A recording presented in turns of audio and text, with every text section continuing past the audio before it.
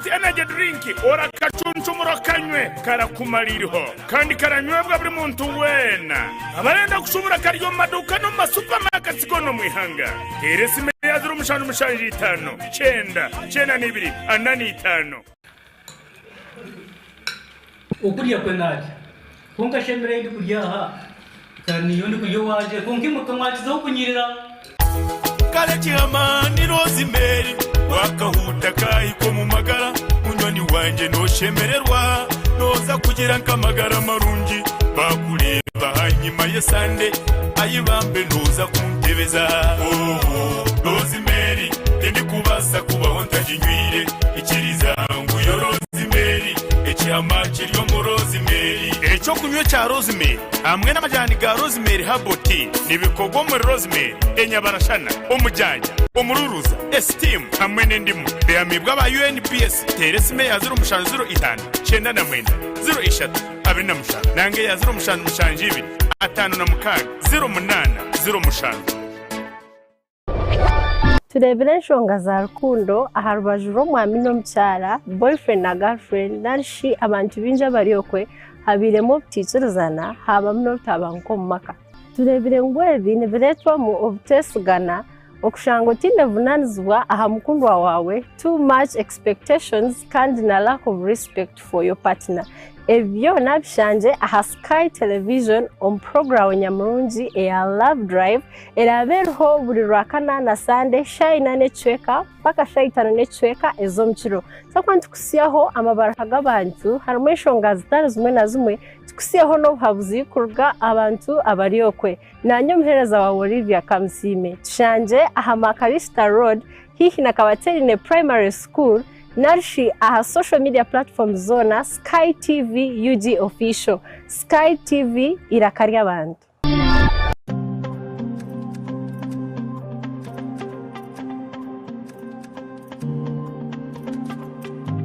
Utaferwa programu y'umukozi buri rwakana shayisha tunicweka kwika inane cweka zo mukiro nanye umuhereza wawe agaba $10 abakozi abarukora emirimo yabo emirimo y'umukono ndija kuba ntubakuretera aha Sky TV obase kubegeraho iwe omunyeto ryokwe toyine murumo ninga shitoru gukora no basa kwegera abakozi aba obase kugira eki wayitandikiraho na nitwe aha Sky TV irakari abantu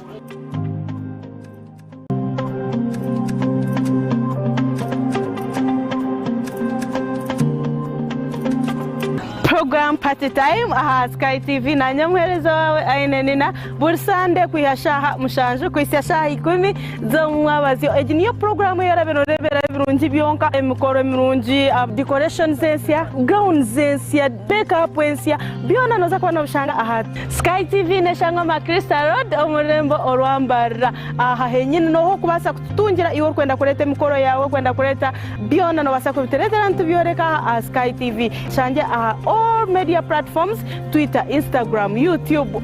TikTok byona no banochanga tamu Sky TV UG official no banotunga je buterevu aha aho shitame henyini nanyo muhereza wawe ainenina omwishiki wanyu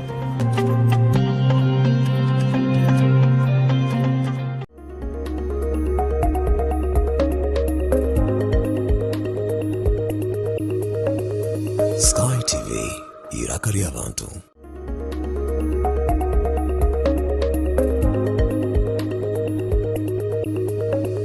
Sky TV irakari abantu ukuriya kwenaje kunga shemere ndi kuryaha kandi yondi kuyo waje kungi mukamwakiza kunyirira kale cyamani Rosemary wakahuta kayiko mu magara munyoni wanje no shemererwa noza kugira nkamagara marungi bakureba hanyuma yesande ayibambe noza kuntebeza Rosemary ndi kubasa kubaho ntajinywire ikiriza ngo yo Rosemary ecyamaki ryo mu Rosemary ecyo kunywa cya Rosemary hamwe n'amajyani ga Rosemary haboti nibikogwa muri Rosemary enyabarashana umujyanye umururuza esteem hamwe n'indimu beyamibwa ba UNPS teresime yazuru mushanu 05 9 na 03 abinamushanu nange yazuru mushanu mushanji 5 na mukaga 08 05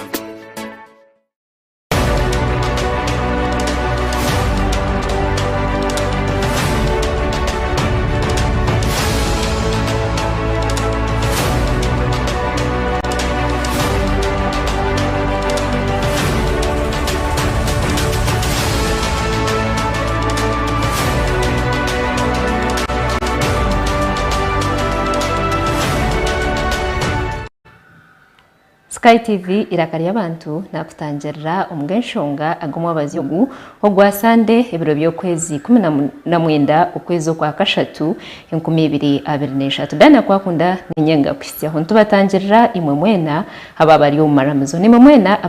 ababine bantu bakora izoberi ntubakurutse twaza kwaterera mukace ntwijana genshonga umbwijwire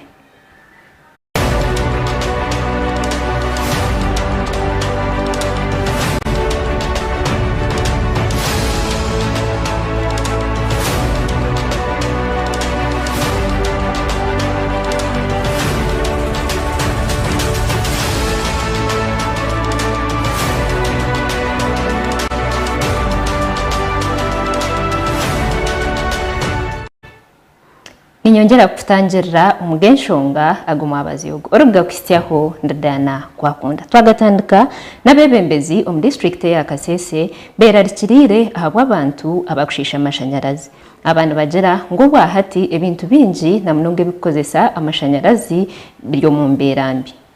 Government neyongera kuferwa sente nyami abo busuma webyuma by'amashanyarazi ziriho na za waya kintu kijaho bwanyuma ya government kugumana igarira mu byuma ebikuba bibirwe mbura mukoro Harold Tony uri mu yeshengero abo Konjo West ashabira abantu kugumana bekwataramu kurebekangwa byuma by'amashanyarazi tibyibwa abo kuba nibiyamba abantu ngubenu okubiba nukufereza abantu bona.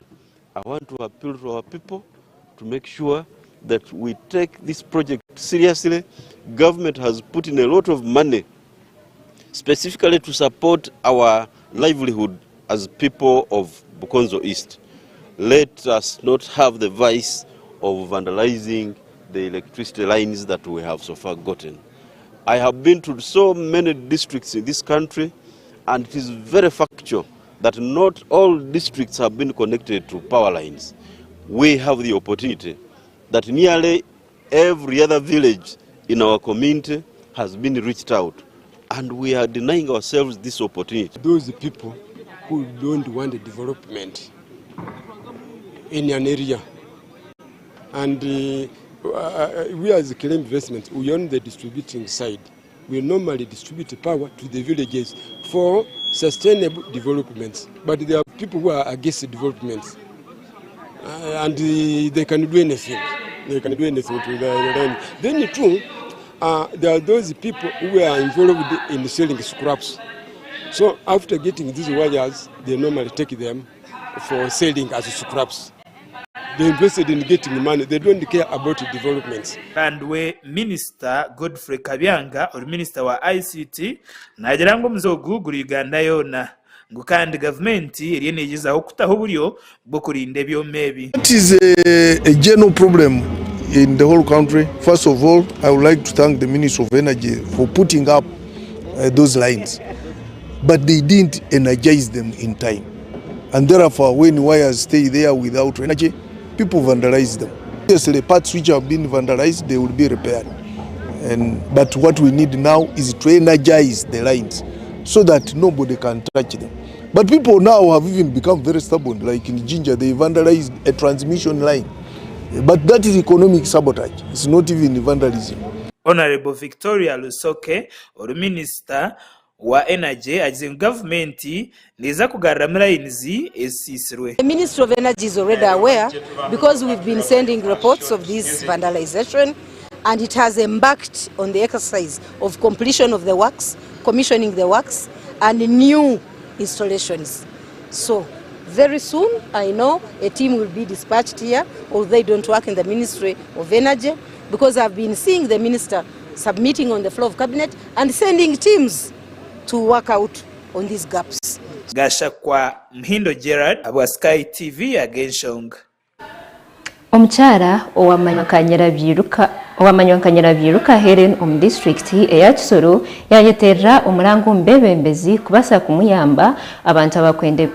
abakwenda kwiba ebintu by'omutabani owakwaturwe omwihangeri ya Rwanda. Kibyeyi Valence owabira lyo mushubuzi omuri Rwanda akakwatwa omukwezi kwa mwenda omwaka gw'2020 aha mishango eina akakwate na nebyo mishoro kandi ogwo akakwatwa government ya Rwanda. Nyina wa Valence nagira ngu omwana wa kana akorera muri Rwanda okumara emyaka 18. Helen nagira ngu Valence akaba ina amaduka ahamwe na nebyombeko omutawuni ya Kisoro nkonka obwa hati nibikorerwa abantu abatari kumanywa bamwe batandikira no kubiguza obwo batamweburizeho kandi ngutine no kuba kuyamba abana be. Umwana wanje ngo aze mu makage areberera ibintu ibisiga yabireberere nanje nkure wagiye agurisha agara amashiringi singamenye ntanya kure ngo nsayiningeho ntambeho na shiringi 100 nkakomeza ndabona muri kureba kuko ngana kuja mu Misiri. Nagira ngo akashirira abebyo bushobozi omuri Kisoro district kugira ngo base kuzibira abantu abarikozesa ebintu byo mutabani konka byona byabe byabusha. Tiyanyamba yagamba ngo ntagusandaza se yakivugiye mu ku DPC nagiye kubatabaza nde yambwiye ngo azanyurira ngira ubwoba anteza ubwoba ubwo ico gihe niho yari yabaza imari y'umwana wanje imari iri mu duka bayibara mizo miliyoni 85 na 600 n'ubundi buce buriho ntabwo ndi kubwibuka. We beg the business fraternity of Kisoro district to intervene into our daddy's properties and the man who has called himself the manager of his properties to get him out of our daddy's properties, and we start using them as we the family of Kibyeyi Valence. And also he explains for us the houses and the rent he has been getting from those properties, and also explained very well how he has been selling our properties without the family of Kibyeyi Valence knowing. Abel Bizimana uri chairman w'entebe ya katano aha district ya Kisoro nagira ngu abashubuzi omuri Kisoro benda ngo bashyikirire muhozi Kaine Rugaba abo kugira ngo aine obunywani na nabihangeri ya Rwanda na Mnonga Paul Kagame kugira ngo base kugiraho empanura zo businje ahanshongezi. Recently the business community petitioned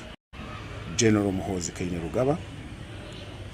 who happens to be a very close friend and a co-general to His Excellency, the President of the Republic of Uganda, General Paul Kagame, as a matter of trying to find a way of getting our person from this quagmire. We really petitioned that way. Abel Bizimana nayo njeragira ngu Valence akatibwaho emishango kana mazire obwire buringwa omuchome cyamuretera ya fero y'ubushobozi bye niko kushaba government ya Rwanda na ne ya Uganda okureba ngo babasa kwatanisa babase kumureka kote muhozese abase kutunga oburinganiza. But given the fact that the man has stayed long, has lost business, even I don't think there is any justice that can really track back the losses, and then our wish is that they allow him kindly to start from scratch. We are not praying that he comes back to Kisoro because most of his properties and part of his family are in Kigali, are in Rwanda, where most of his time of business making has been there. Abel Bizimana yayongera yahayo okurabura abantu abareni batwara ebintu bya Valence abo kugira ngo taruho ari kugira ngo nibija korwaho nko kwa mateka gari kurajira. I'm trying to appeal to those people again locally here who are taking advantage of absence of Valence Kibyeyi. Recently I was quarreling with one official here who was assisting into the grabbing of a plot belonging to Kibyeyi, which was given by municipal council. Someone who tried to threaten me just because she is in the UK and she belongs to a very big network in Rwanda said that perhaps we can also say that she could be part of this kind of arrangement of having him incarcerated without trial. Because if you start grabbing people's land who are absent and in jail, and whose jail is not clear, you can risk to be associated with that kind of arrangement of having him away so that you can grab his land. So Nyabo, be careful. We are watching over you. Yagaruka yahigabo abariyo nibakozesa ebintu bya violence okureba ngo bahereza yo sente ahaba makage na mnonga nyina hamwe na nabana be. Chibyeyi has a family here. He also has a family in Rwanda. Chibyeyi has a mother, and therefore she is now the immediate person who can stand together with us leaders to protect his property and prevent scavengers from coming into taking advantage of this situation. I encourage the grandmom, Mama Chibyeyi, to be strong. We are there. We shall support her, but be cautious because bad people can never be good all the time. Yashaba government okureba ngo yabasa kwataganana n'ihange rya Rwanda kugira ngo barekure violence abo kugira ngo ayine kwija kureberera abana okugira ngo mukazi we yakafa agaruka areberere na nyina Oriyo nakura. Amakuru agagasha kwa Adonia Ayebare. Ago n'amakuru go busasi katamye ngo miranga gwabo nuguza kwika abicukwataho kandi bataho umushongezi zubashitse kugonjoro twayongerayo umugandi abataka abecyare cya Cyarhanga wode ya Cyarhanga district eyibanda elizobayikoramo umurimo bayonja etawuni yabo aba bayonja imihanda kandi bagirangwe cyaba leta yantu bakorwa ikikoreki no nabwa government ebanagirire. Arikugambaho na Sky TV tumwine cyangire Steven Chairman LC1 ahabwa Cyarhanga ya kabiri umurika Gongo Division ibanda municipality yagira ngo bakajira buzubwe mihanda batyo baburaho kora bye bihingwa byabo bakwatanisize hamwe okora burunju bwansi aha muhanda gwabo bune kwitano ko kugenda ne tunguka tukagira ubuzubwe mihanda so tusazirimo tuje twaguma handogu kabataka twagura aha so twasharamo kuguhinga abantu n'ibitoke byabo abantu n'imwano yabo abwo kugira byo so mo tukanaza kumanziza nzarabe ko ruguru nzakire ibitoke nzakire amabari n'amabare so ibintu nk'ibyo tusazirimo kwinga rugutoro kuri hagumese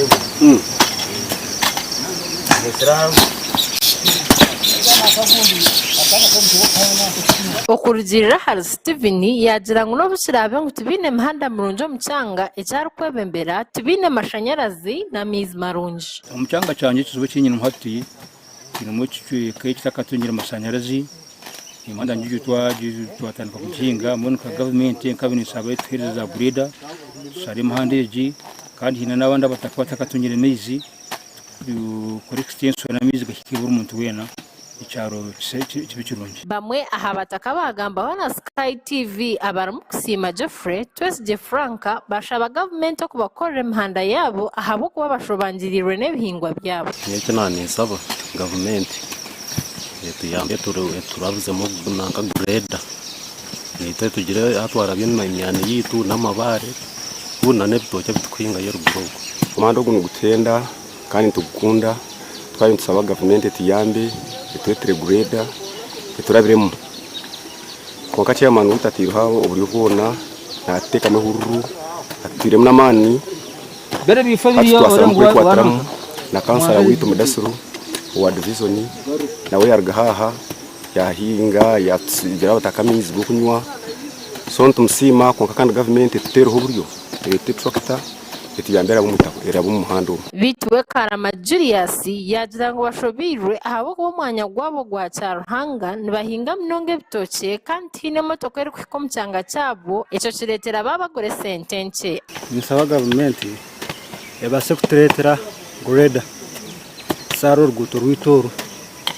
orukurga cyereta bakana ruguto orwaza kikarama cyo chikuru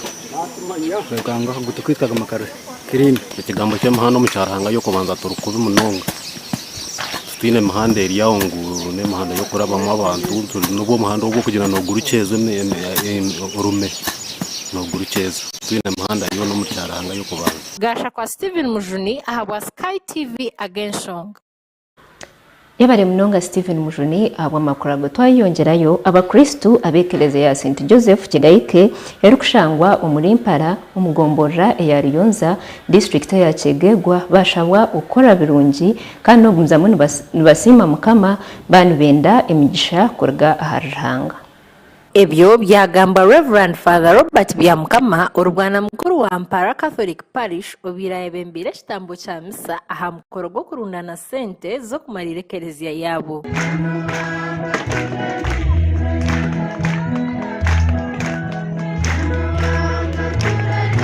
Ruhanga takuja kumanyira so ikikorwa muniki Ruhanga tarukongera abatasima tubongerwaho uko ku ingamberi entasimwa eburage Kwano sima mukama na akumira nabuka abatasima ni bafuerwe kimoto muno tubakutunga kitinisa mu Ruhanga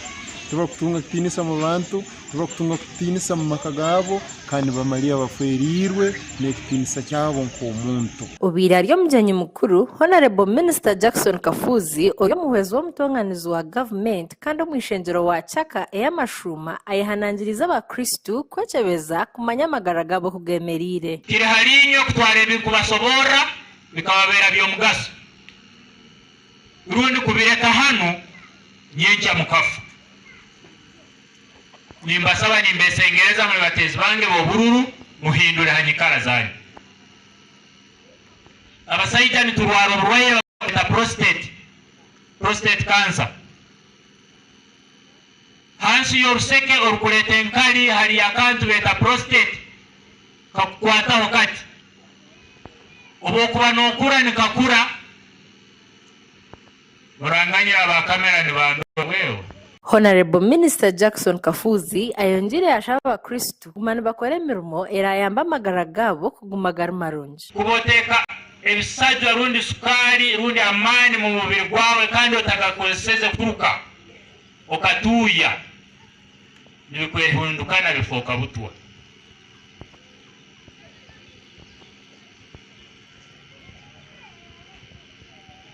nyine kumanya ngo abantu abanyakuri hano kinana haburi 10 mutembere pikipiki kwija hano nikiguma kusanga umuntu na cyari bata kuruka kijibe na ijana kusaba mu bantu 10 batano ni bari bata batano ni batemba pikipiki hano na hali nito twari bataga tugenda Kyegegwa ahurira full father twari bataga tugenda Kyegegwa betukayerekana usaba umuntu akuri basebigere genda Kyegegwa Inywe no muntu naimuka alia anywa aikar buira alia abiyama kuboteka amafuta mutanka ya motoka nigaikara mutika kugisisa baitu kutege byokulya munda yawe okabyama tagenda kurukozesa nikufokera butu amatungo nkente embuzi enkoko kandi hamwe n'ebihingwa nibyo birundinwe kandi sente zirugwengana miliyoni 15 n'emitwaro 93 zirundinwe kumarira ekereziya yabo embuzi ziri 17 17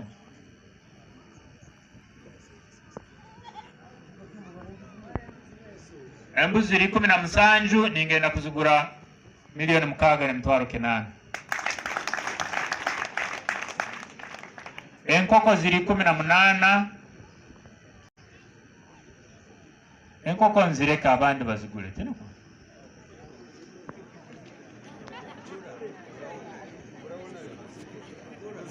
mutanye kwasa bei eyindaho muramutagisimire mu ngambire teniko enkoko ziri 18 ya kuzigura miliyoni 1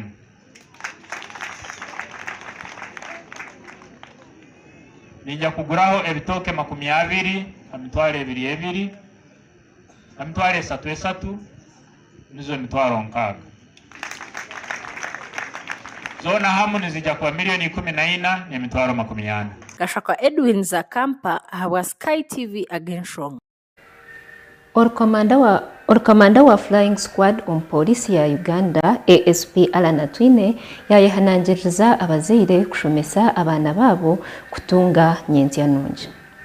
Omurango ogu agutire izoberi anyumwabazyo obwabire nagambaho n'abazeire ahamwe na nabeji aishomero eri Kashenyi Secondary School eri kushangwa omugomborora eya Ruhinda ahamukoro ogwo kusima abeji abakozire kurungi ombigezo ebya senior ya kana ahamwe na senior ya mukaga. Atwine agizire ngo kushoma nibwo muringo ogwo kuhika aha businguzi ari kushaba abazire kugira ngo bafeyo bakozese cone kibine okushomesa abana babo. Abazire of course baba batine mutima go kunda kwegesa abana tubakubasa kuzayisho, so twabihanangereza ngo berumye bariye kacena kahangu konka batwara abana amashomero kandi okushomesa omwana tukumanya Entire school of these big modern schools na Kashenyi naza kugirata naza kushomerayo kandi aho umuntu wamani. Ekindi twagamba habya security ishomero kuyakubasa kuba secure against these enemies abari yaheri ishomero okube the more the development comes in the more enemies that come out. So nibateka ku installing cameras, bateka fire extinguishers in case of any fire outbreak nebindi kandi n'abana twabensifasaizinga kongera imico mirungi ahubwo ko tine discipline tine cyo kubasa kudirota kwa achieving. Academics goes with discipline. Tine discipline you cannot perform. Hano ni Godfrey Mutabazi uri kurira akaciko akakwebembera ishomero ahigira beji okureba ngo bafayo kwe kwasa Ruhanga kandi bagume bazo mu maramizo bashabe kugira ngo Ruhanga abatekeho emigisha ye. Numwera ricerera. So if you want to stay long in this world, make sure that you go to church, make sure that you keep calm, make sure that you eliminate what? Kama simu. Hano ni Wycliffe Makai twino mujeni uri mukuru w'ishomero agizire ngo abejo gukora kurungi kikarugirira kwatanisa okora mnonga emicwe ahamwe na n'kwatanisa nongeri hagati y'abashomesa abazire ahamwe na n'abashomesa. Twakora je 15 twenda kusima Ruhanga abana binji bakagira imico mirungi batina Ruhanga akwani cyo twebembeize kandi bakora namani icyo cyatuma bayike exams zabo kandi nabeje sati bayeganda no buturabe twabwinemo challenge nengashi okuteganisibwa kwa covid akwa tukagira mwabeje batarashoborokire abo ku rugo mu cyaro bari kunyama munonga batari kwenda okushoma kuryo kubanza wabajema abo tibarakozire muje konke kirungi amashomero agabona abashome ishomero ryitabana bona 100% bakahika barabo mu bigize byo nabwo cyo ntushaba bakirye nyuma kugira ngo barebera aryaba kandi bakoro kukiraho umu performance Ruhanga ryo muhinzi wabo. Ishomero eri Kashenyi Secondary School likatunga beji 20 mu grade yo kubanza ombigezo ebya senior ya kana ebya 2022 kandi umwejo wasinjire abasenior ya mukaga akihayo bonero 18. Ninkwebaza iwena ochekumire a Sky TV noreba agenshunga agongo twatwinire umushweka cyetu cyo kubanza twaza kumura wakace ntuje n'amakuru gakuriga aheru yihanga otarga Sky TV.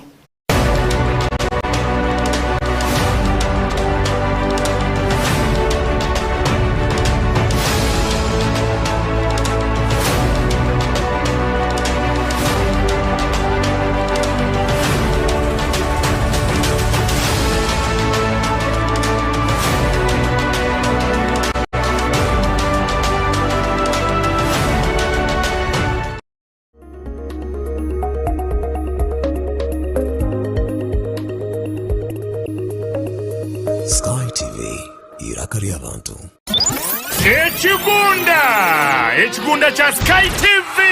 Radio 5 kwatanise na Sky TV baba isama kuru marungi g'ekigunda cha Sky TV ebiro mushanju byo kwakana eryabere Good Friday emirimo yona neija kwemerera ahabwo kuberya beri yanga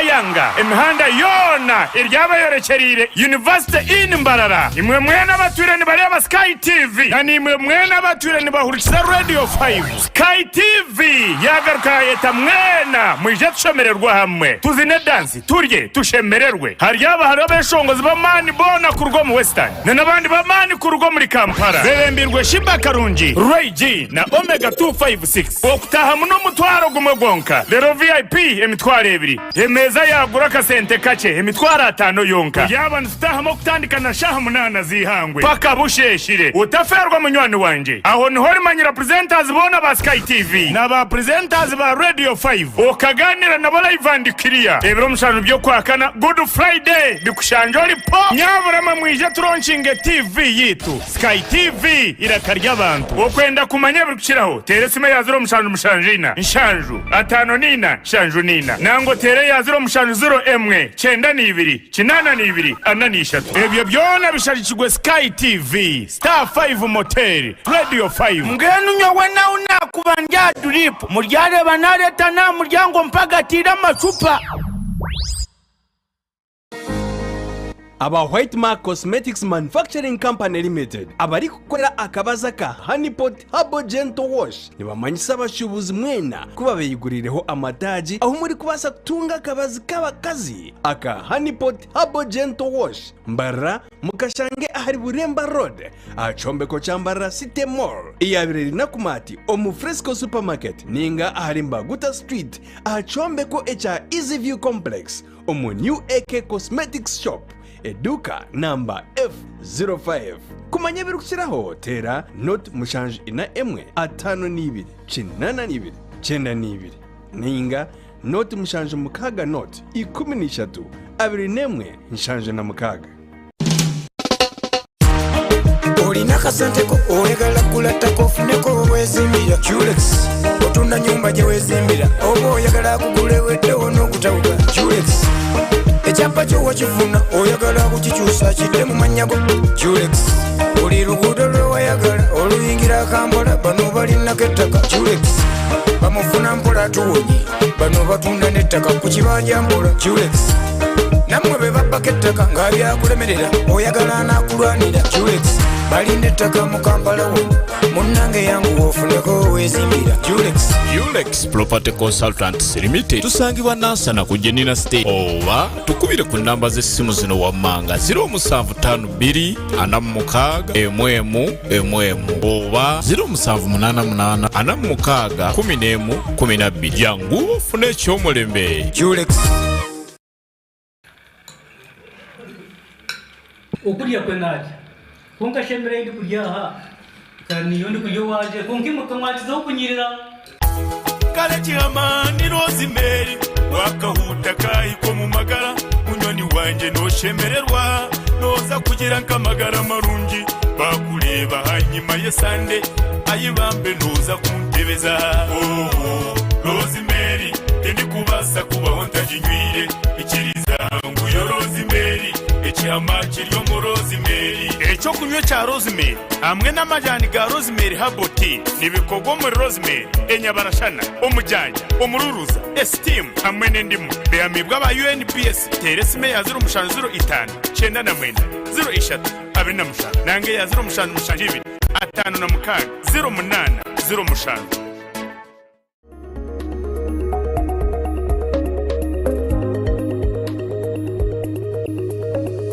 Sky TV irakaria abantu.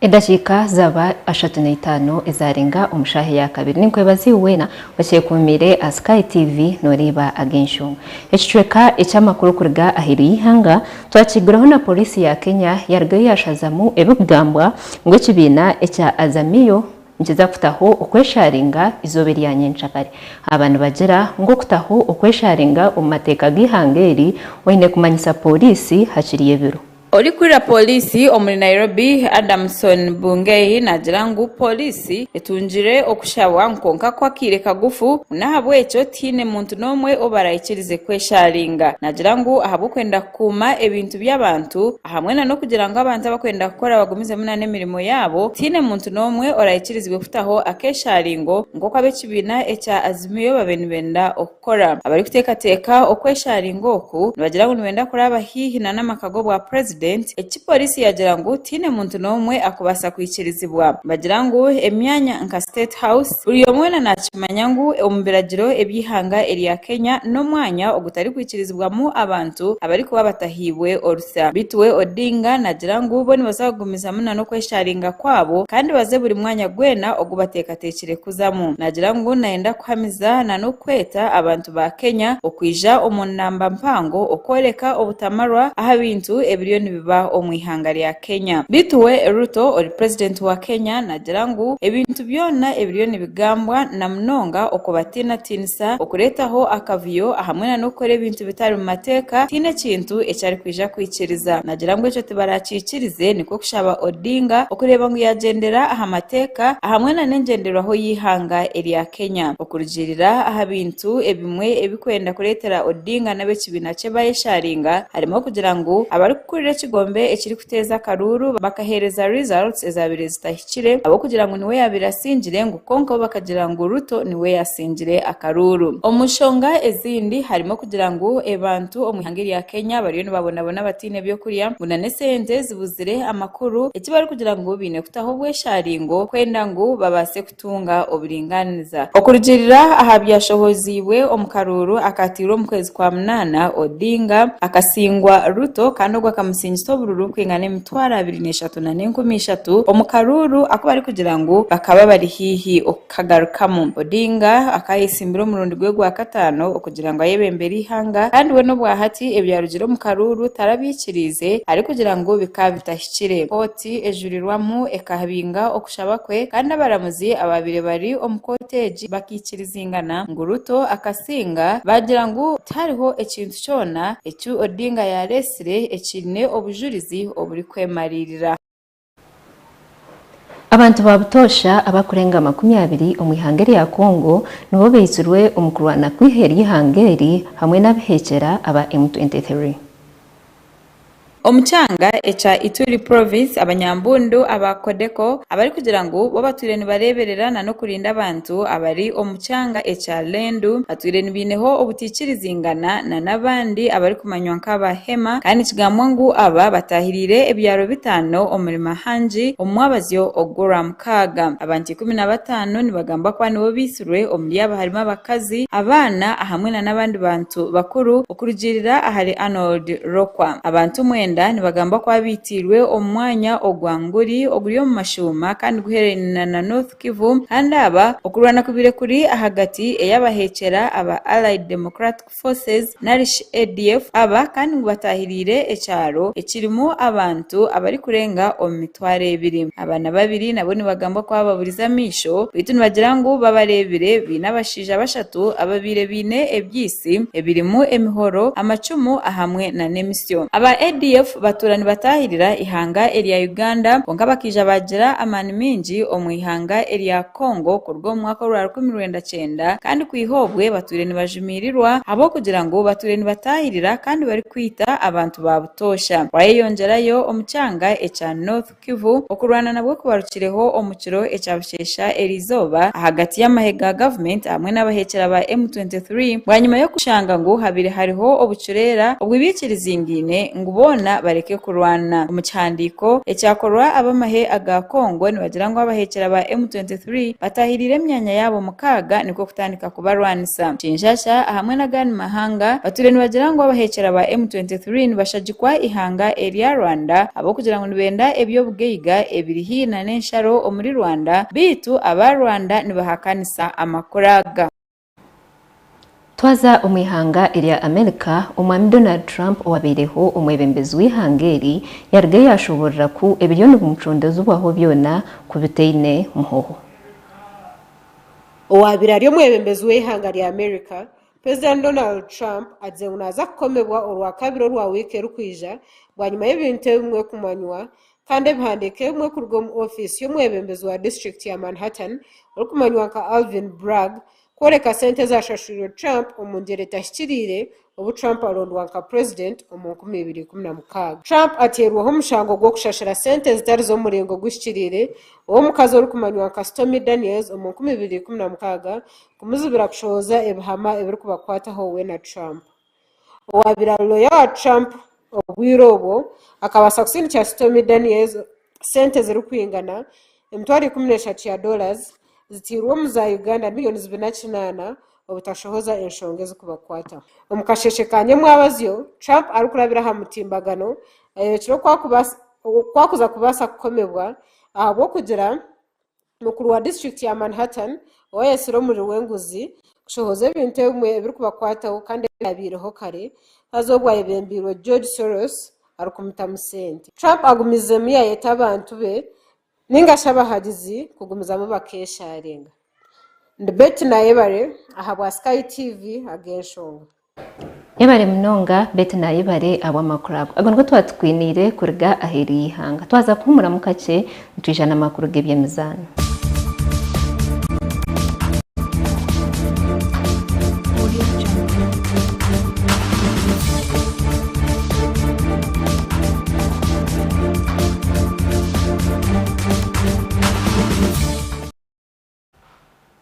Nakutangirira omuchweka cheitu eky'ebyemizano natandikana erizoba zaziri empaka za corporate league omukichayi kyakacheka abanyamakuru beitu twagatuga kushikizeho omeshaho beitu hariho nebindi ebayongera kutwihirayo.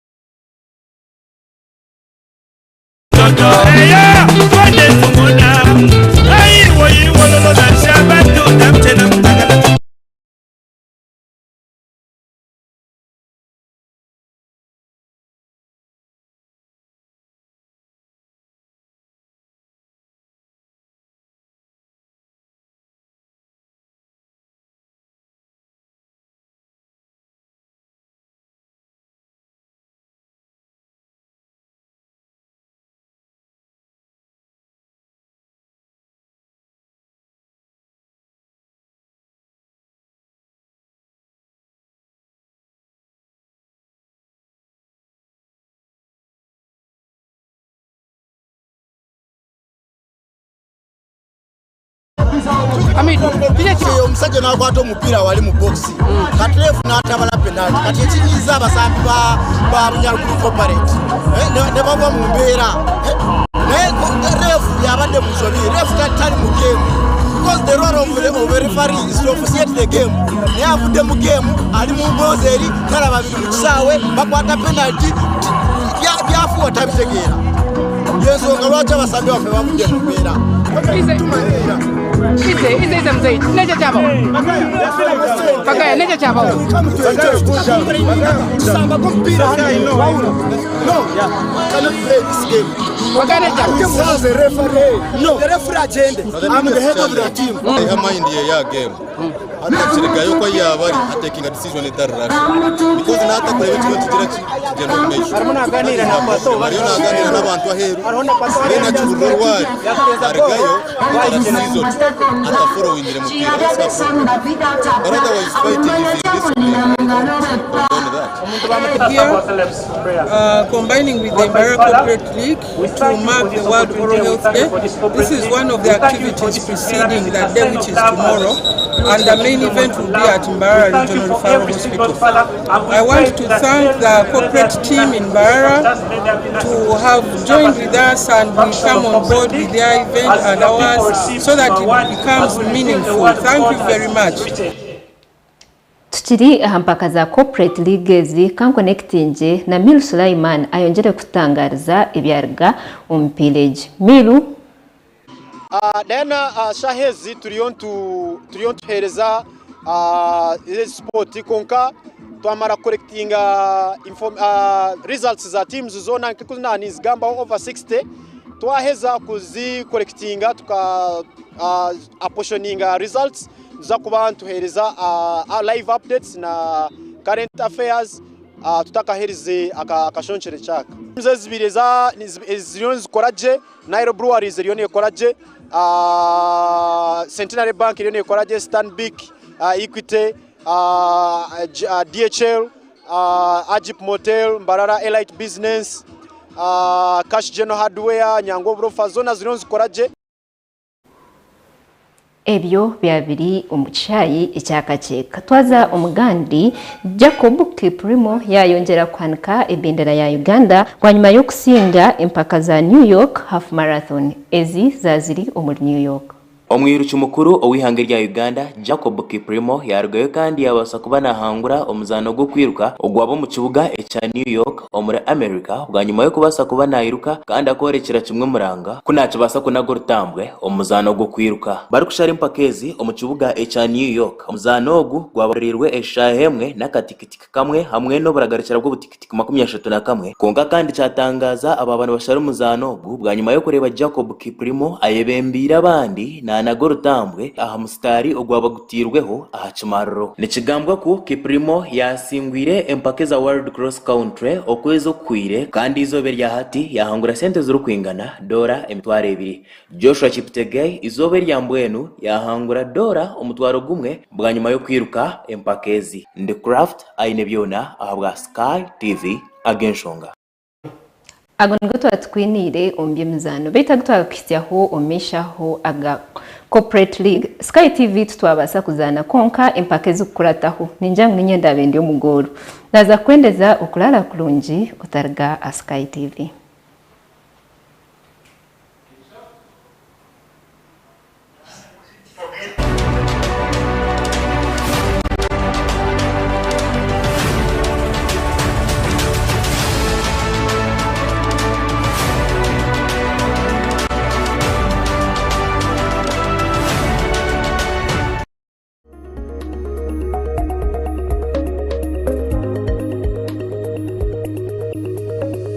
Sky TV irakari abantu. Ekigunda cha Sky TV Radio 5 kwatanise na Sky TV baba isa Amakuru marungi g'ekigunda cha Sky TV ebiro mushanju byo kwakana eryabe Good Friday emirimo yona neija kwemerera ahabwo kuberya beri yanga emihanda yona eryabe yorekerire University in Mbarara imwe mwena baturani bari aba Sky TV na nimwe mwena baturani bahurikira Radio 5 Sky TV yagaruka yeta mwena mwije tushemererwa hamwe tuzine dance turye tushemererwe haryaba hari abeshongozi bamani bona kurwo mu Western n'abandi bamani kurwo muri Kampala bebembirwe Shimba Karungi Ray G na Omega 256 okutaha muno mutwaro gumwegonka rero VIP emitwaro ebiri emeza yagura kasente kace emitwaro 5 yonka yabana tutahamo kutandika na shaha 8 zihangwe paka busheshire utaferwa munywani wanje aho niho rimanyira presenters bona ba Sky TV na ba presenters ba Radio 5 okaganira na bala ivandikiriya ebiro mushanu byo kwakana Good Friday bikushanjori po nyaburama mwije turonchinge TV yitu Sky TV irakarya abantu okwenda kumanya bikiraho teresime yaziro mushanu mushanjina nshanju atano nina shanju nina nango tere yaziro mushanju 0 emwe 92 82 43 ebyo byona bishashikigwe Sky TV Star 5 Motel Radio 5 ngenu nyowe na unakubanja drip muryare banareta na muryango mpagatira amacupa turebere nshonga za rukundo aharubajuro mwami no mcyara boyfriend na girlfriend narishi abantu binja bayokwe habiremo titsuzana haba mno tabanko maka turebere ngwebi neveretwa mu obtesgana okushango tinde vunanizwa aha mukundwa wawe too much expectations kandi na lack of respect for your partner ebyo nabishanje aha Sky Television on program nyamurungi ya Love Drive eraberho buri rakana na Sunday shine nechweka paka shaitano necweka ezo mchiro so kwantu kusiyaho amabaraka g'abantu harimo enshonga zitari zimwe na zimwe tukusiyaho no habuzi kurga abantu nanyo mhereza wa Olivia Kamsime tushanje aha Makarista Road hihi na Kabaterine Primary School Narshi aha social media platform zona Sky TV UG official Sky TV irakari abantu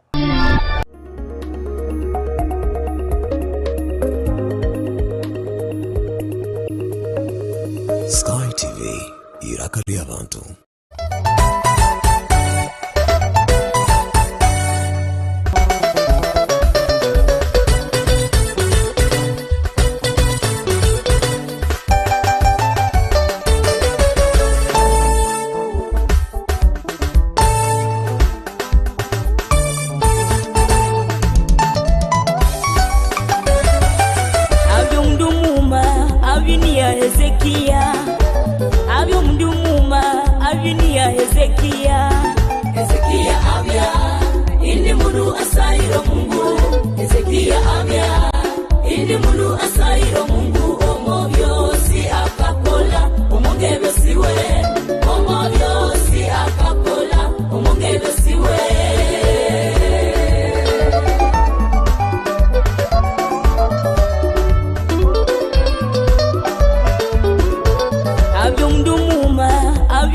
Hezekiah, abyo mundu